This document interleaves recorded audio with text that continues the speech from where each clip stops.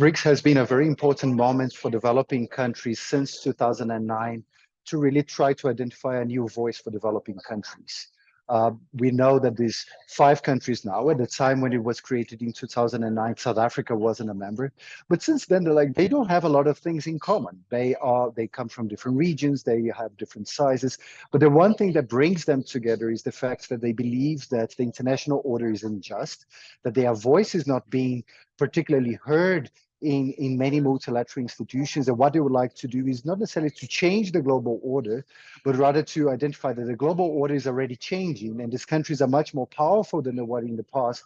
So therefore, they would like to have a much more impactful role in international relations. And I think now in South Africa in 2023 is a particularly important moment, because not only these 5 countries that compose BRICS right now are claiming those issues, but we have a very large number of countries from the whole of the global south also aiming to join BRICS. We have countries from Africa like Egypt or Algeria, Senegal, and Nigeria. We have countries in Latin America like Venezuela, countries in Asia like Indonesia, and even countries like in the Middle East. We know that countries like the UAE have joined the New Development Bank, and I think it's particularly important that there is a representation of different members from the Middle East in particular, and I think it does have a very good opportunity for developing nations to be more impactful in global politics.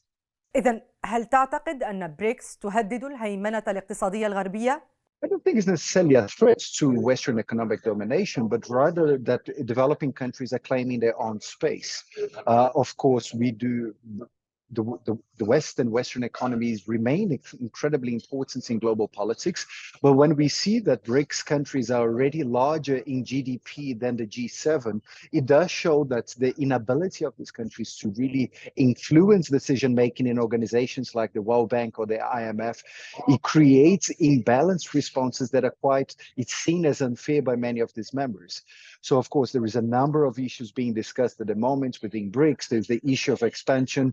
One important development is the issue of currencies, where a number of countries from BRICS and outside of BRICS are at the moment looking into trade with their own currencies and looking for alternatives, not necessarily to replace the US dollar. I think there is a consensus amongst economists that it would be really hard to replace the US dollar in the near future, but thus just reducing the risks of being over-reliant on one currency. And we've seen the effects that it has created in many countries in the global south in terms of the inability of access funds, or even one we see in a country like Russia, where the sanctions froze a lot of their assets internationally.